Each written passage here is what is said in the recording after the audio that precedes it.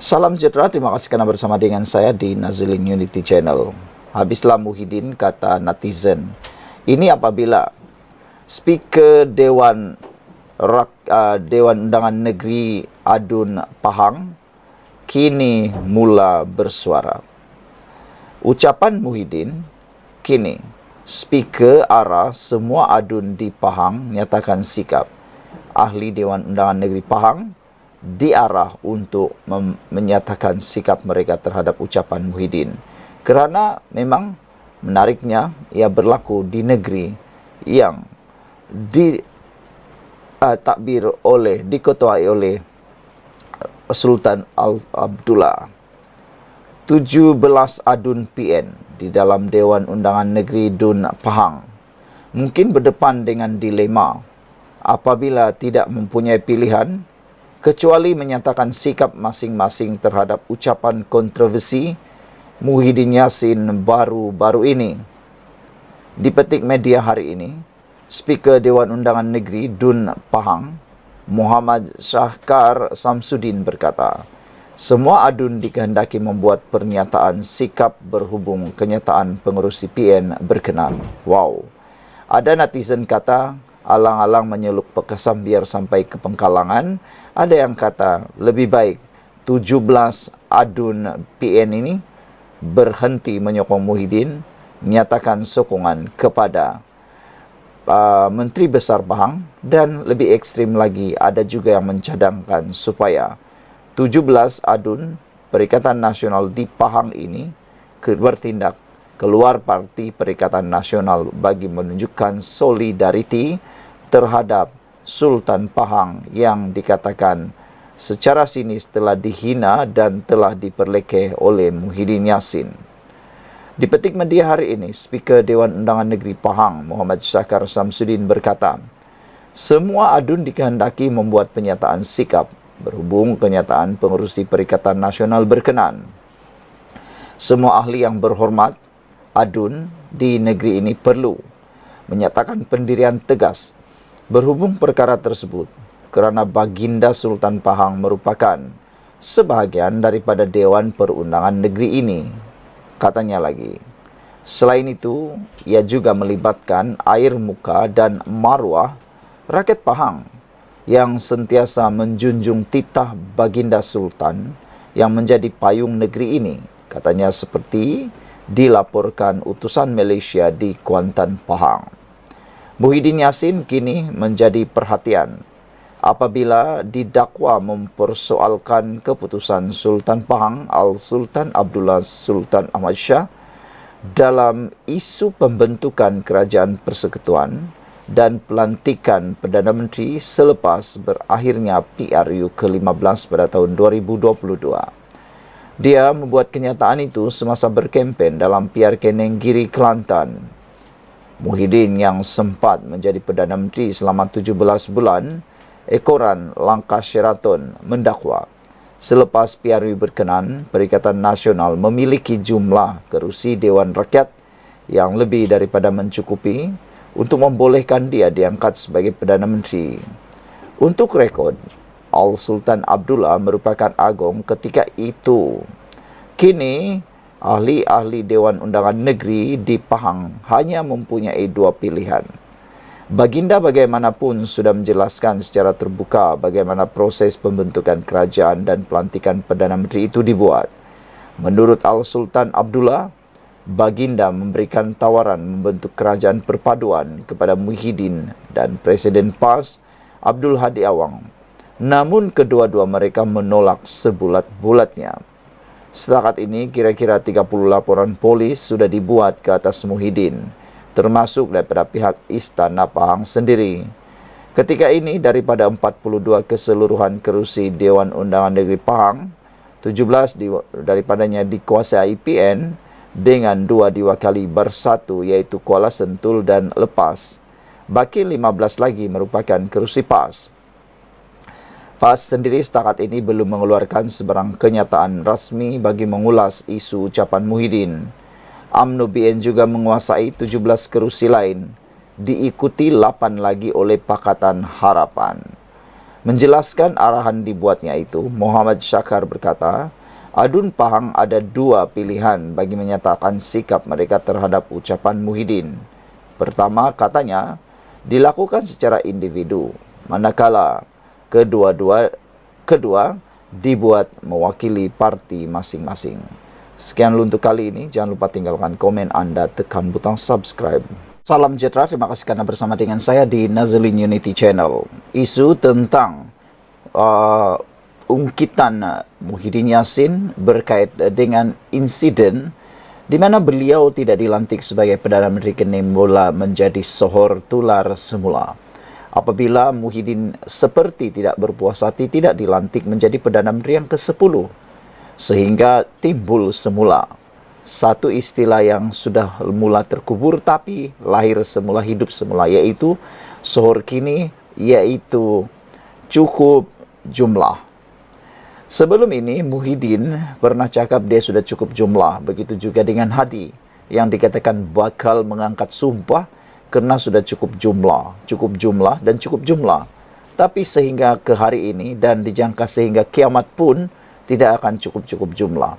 Tapi yang menariknya kali ini apabila Muhyiddin menggunakan ucapan itu atau isu naratif itu di kempen PR Keningkiri. Tapi kali ini Muhyiddin dicabar. Dedah 115 ahli parlimen yang menyokong beliau. Puad Zarkasih mencabar Muhyiddin. Pada pendapat anda, benarkah Muhyiddin memiliki nombor itu dan beranikah Muhyiddin mendedahkan nama-nama pengkhianat dalam Parti UMNO Barisan Nasional yang tiba-tiba menyokong Muhyiddin dan ditambah pula dengan akta anti lompat parti? Pada pendapat anda, siapakah pengkhianat-pengkhianat UMNO yang cuba membelakangi keputusan parti yang curi-curi menyokong Muhyiddin dan dicuri oleh Muhyiddin untuk menyokong beliau? Benarkah dia mempunyai jumlah itu atau ianya sekadar cerita-cerita kosong, cakap-cakap kosong? Cabaran itu menyusul selepas pengerusi Perikatan Nasional menegaskan ucapannya ketika PR Keningkiri berkaitan pelantikan Perdana Menteri adalah fakta. Kalau benar adalah fakta, sila tunjukkan nombor itu. Jangan hanya berlandas air liur. Itu adalah intipati daripada cabaran Puad Zarkasih. Puad Zarkasih sekali lagi mencabar Muhyiddin Yassin, mendedahkan nama 115 ahli parlimen yang menyokongnya sebagai Perdana Menteri pasca PRU 15. Sedangkan Anwar Ibrahim sudah pun membuat undi tidak percaya di parlimen, sehingga itu telah memalukan sendiri Perikatan Nasional yang mendakwa mereka cukup nombor. Tapi rupa-rupanya Anwar lah yang cukup nombor apabila undi tidak percaya itu jelas-jelas menunjukkan Anwar Ibrahim melebihi nombor yang ada. Pada November tahun lalu, ahli Majlis Kerja Tertinggi MKT UMNO itu pernah melontarkan perkara sama selepas Presiden Bersatu mendakwa memiliki cukup majoriti 115 ahli parlimen yang menyokongnya untuk dilantik sebagai Perdana Menteri yang ke-10. Kali ini, cabaran itu menyusul selepas pengerusi Perikatan Nasional PN menegaskan ucapannya ketika PR Keningkiri berkait pelantikan Perdana Menteri adalah kenyataan fakta berikutan dakwaan menyentuh 3R, kaum, agama dan institusi raja. Puad berkata, Muhyiddin menegaskan kenyataan dibuatnya di Nenggiri bukan menghina institusi Raja Melayu dan hanya menyatakan sesuatu yang bersifat fakta. Kalau fakta, saya cabar Muhyiddin, dedahkan nama 115 ahli parlimen yang didakwa menyokongnya sebagai Perdana Menteri ke-10. Jangan syok sendiri, katanya di Facebook. Terdahulu Muhyiddin berkata, tidak bermaksud menghina institusi raja dan beliau akan beri kerjasama kepada polis untuk menjelaskan fakta berkaitan kenyataannya. Harap-harap nanti Muhyiddin ada membawa senarai nama itu bersama semasa disiasat polis hari ini. Sebelum ini, tular ucapan Muhyiddin yang dikatakan menyentuh kewibawaan Sultan Pahang Al-Sultan Abdullah Sultan Ahmad Shah ketika menjadi yang di-Pertuan Agong yang ke-16. Tengku Mahkota Pahang, Tengku Hasanal Ibrahim Alam Shah Alam Sultan Al-Sultan Abdullah yang murkah berkata, Kenyataan Muhyiddin itu secara sengaja dan sinis memperlekeh peranan Sultan Abdullah, memanipulasi fakta serta membuat naratif negatif seolah-olah baginda tidak berlaku adil semasa memilih Perdana Menteri yang ke-10. Ketua Polis Negara Razarudin Hussein telah pun berkata, Muhyiddin akan dipanggil untuk memberi keterangan pada hari ini. Sekian untuk kali ini. Jangan lupa tinggalkan komen anda, tekan butang subscribe. Jumpa lagi. Bye-bye. Salam sejahtera. Terima kasih kerana bersama dengan saya di Nazilin Unity Channel. Ini dia, saya kongsikan dengan anda 10 intipati kenyataan rasmi Istana Pahang yang telah dikeluarkan untuk menyatakan kemurkaan Istana Pahang terhadap Muhyiddin. Nombor 4 paling penting. Ini 10 intipati kenyataan rasmi Istana Pahang, nombor 4 paling penting. Maknanya, ini 10 perkara yang membuatkan Istana Pahang murka terhadap Muhyiddin oleh Ahmad Mursi di Harapan Delhi. Nombor 1. Tengku Mahkota Pahang menzahirkan rasa murka terhadap Tan Sri Muhyiddin Yassin kerana memperlekehkan tugas yang di-Pertuan Agong semasa baginda memilih Perdana Menteri yang ke-10. Nombor 2. Muhyiddin didakwa memutarbelitkan fakta dan menyebarkan naratif terhadap yang di-Pertuan Agong seolah-olah baginda tidak berlaku adil ketika melantik Perdana Menteri. Nombor 3.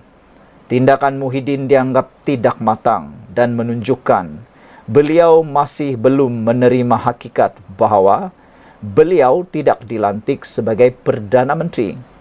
Tak tahulah, bagi saya sampai bila pun Muhyiddin tak akan puas hati kerana dia harap dia jadi Perdana Menteri yang kali kedua. Tapi nampaknya tidak akan kesampaianlah.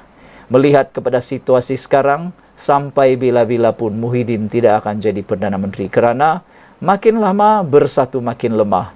Makin lama bersatu kehilangan akar umbi. Makin lama bersatu digula-gulakan oleh PAS.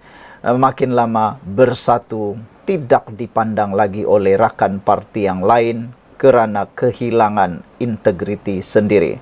Mereka kehilangan kuasa di tangan sendiri. Dan yang paling hebat sekali, nombor 4.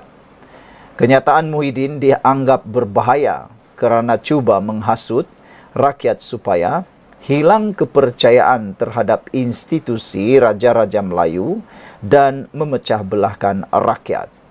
Nombor 5. Berdasarkan perlembagaan, yang di-Pertuan Agong melantik Perdana Menteri berdasarkan budi bicara baginda dengan syarat calon tersebut mendapat sokongan majoriti ahli parlimen. Nombor 6. Yang di-Pertuan Agong mempunyai kuasa untuk melantik Perdana Menteri, tetapi baginda tidak membuat keputusan secara sendirian. Nombor 7. Baginda mendapatkan pandangan pakar perlembagaan dan Majlis Raja-Raja sebelum membuat keputusan.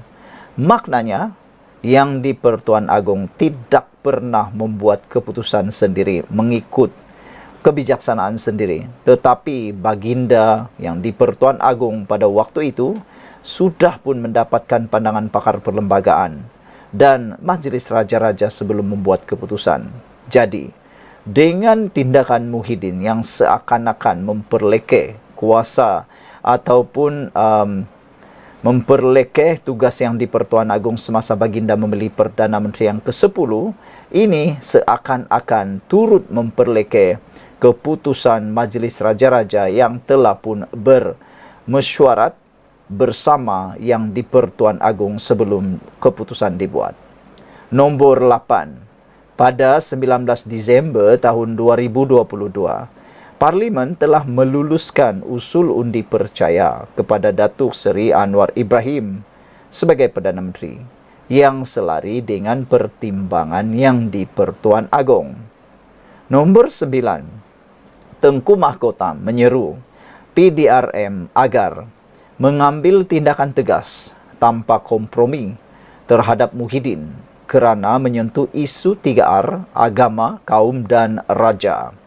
Nombor 10, ahli politik dinasihatkan supaya sentiasa mematuhi prinsip rukun negara dan berusaha untuk menyatu padukan rakyat Malaysia. Nombor 10 paling menarik sekali. Ahli politik sepatutnya jadi tauladan kepada rakyat Malaysia, bukannya menjadi batu api untuk membakar sentimen kaum. Selain daripada itu, ahli politik patut memahami, mematuhi dan menghafal prinsip rukun negara. Saya risau, ada ahli politik yang mungkin tak tahu pun 5 rukun negara Malaysia. Nah, bagus kita cuba kan dalam persidangan parlimen, suruh satu-satu ahli parlimen itu membacakan 5 rukun negara. Silap-silap hari bulan, ada ahli parlimen tak tahu pun rukun negara, ada Dewan Ahli Dewan Undangan Negeri tak tahu pun 5 rukun negara. Adakah itu bakal berlaku? Tak tahulah.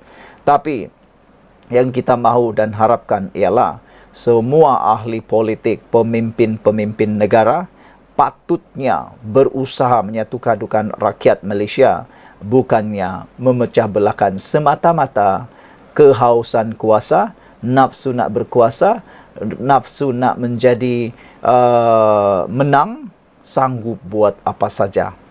Janganlah mahu kepentingan sendiri, tapi keamanan negara tergadai. Apa pendapat kamu? Tinggalkan komen anda.